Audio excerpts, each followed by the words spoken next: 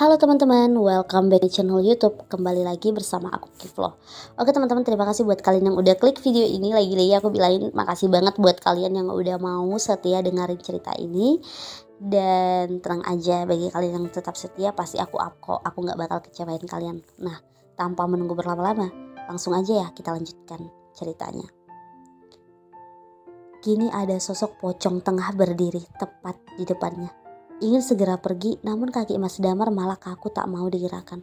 Sementara si pocong masih berdiri memandanginya. Bila ada satu permintaan yang bisa Mas Damar minta, mungkin ia akan meminta untuk jatuh pingsan. Sungguh, peristiwa itu benar-benar peristiwa yang tidak akan terlupakan. Disitulah akhirnya Mas Damar mendengar suaranya. Lirih namun membuat bulu kuduk berdiri. Si pocong mengatakan, "Tali pocong, tali pocong." Mas Damar masih mematung, ketakutan benar-benar mengeraskan syarafnya.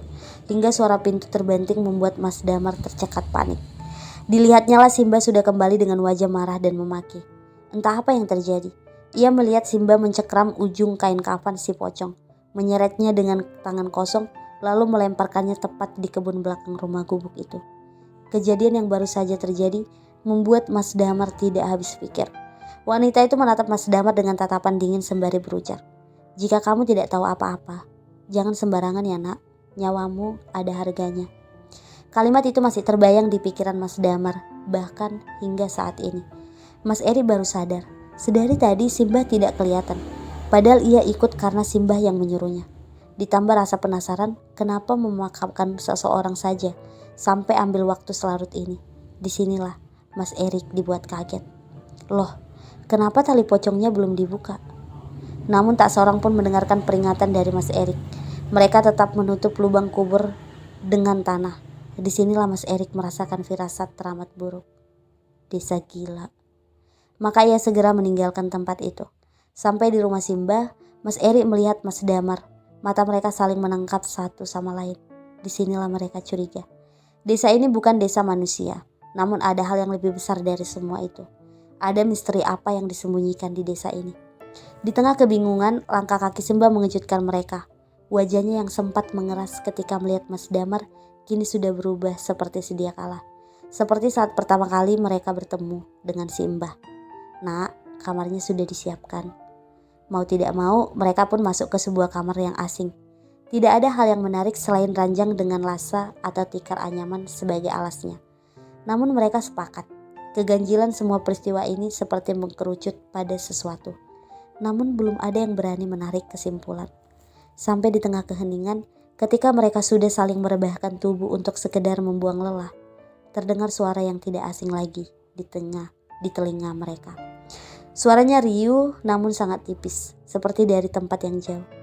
Itu adalah suara pitik ayam yang pernah terdengar. Mas Erik lah yang pertama bangun. Ia melihat ke sana kemari untuk memastikan sesuatu sampai Mas Erik akhirnya menggoyangkan badan Mas Damar. Ia baru sadar wajah Mas Damar terlihat pucat pasi, seperti menyembunyikan sesuatu. "Mas dengar apa tidak?" Mas Damar masih diam, mencerna setiap kalimat Mas Erik, sampai akhirnya ia mengatakan, "Rik, kamu percaya gak sama pocong?" Kalimat itu mengingatkan Mas Erik dengan peristiwa yang baru saja ia alami. Matanya menatap tajam Mas Damar. Ia tidak tahu harus menceritakan dari mana. "Aku pernah dengar, katanya kalau dengar suara ayam, artinya ada pocong di dekat sini." "Mar, desa ini gak beres. Ayo pergi saja. Kamu kan sudah sembuh." Mendengar itu Mas Damar kemudian juga mengatakannya. Rik, sepertinya Simbah belum selesai melanjutkan kalimat itu. Tiba-tiba mata Mas Damar menatap ke jendela kamar yang hanya tertutup gorden. Di sanalah ia melihat wajah mengintip.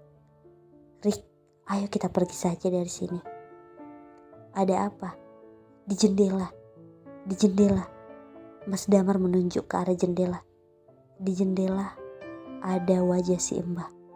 Kaget. Saat itu juga Mas Erik langsung mengemasi barang bawaannya, diikuti Mas Damar. Mereka bergegas keluar dari rumah itu. Namun baru saja membuka pintu kamar, di depan Simba berdiri. Wajahnya menatap Mas Damar dan Mas Erik bergantian. Mau kemana nak? Mas Damar lah yang pertama maju. Mbah, mohon maaf, kami mau pulang. Pulang kemana? Ke rumah saya sendiri mbah.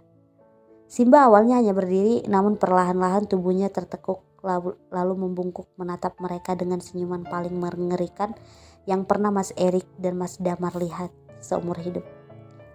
Penyakitmu sudah sembuh kan nak? Mas Damar terdiam lama. Di sini Mas Erik yang kemudian maju. Sebenarnya Anda itu siapa? Saat itulah senyuman buruk rupa itu menjelma menjadi suara tawa yang membuat Mas Erik dan Mas Damar menggigil karena ngeri. Bulu kuduk mereka berdiri dan dada mereka berdetak tanpa henti. Desa Gondomayit, desa perenggut nyawa, kata Simba. Dengan langkah tertatih mendekati Mas Erik dan Mas Damar yang beringsut mundur. Sesiapa yang sudah masuk ke desa ini tidak akan bisa keluar. Nurut saja sama ucapan saya. Di tengah keheningan itu, suara ayam yang lirih itu terdengar semakin sering. Kalian mendengar suara itu nak? Tahu artinya? Mas Erik dan Mas Damar masih menjaga jarak dari langkah Simba. Mayit atau pocong. Setelah mendengarkan dan mengatakan itu, seolah ada sesuatu yang membuat perasaan Mas Erik dan Mas Damar tidak enak. Benar saja, tidak ada angin, tidak ada hujan, tiba-tiba terdengar suara pintu dibanting dengan sangat keras.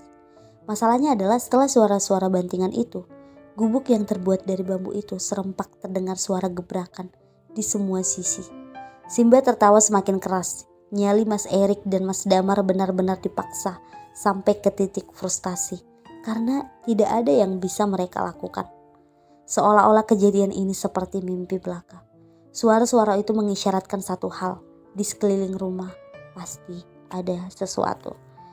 Oke teman-teman, mungkin sampai ini dulu ya ceritanya.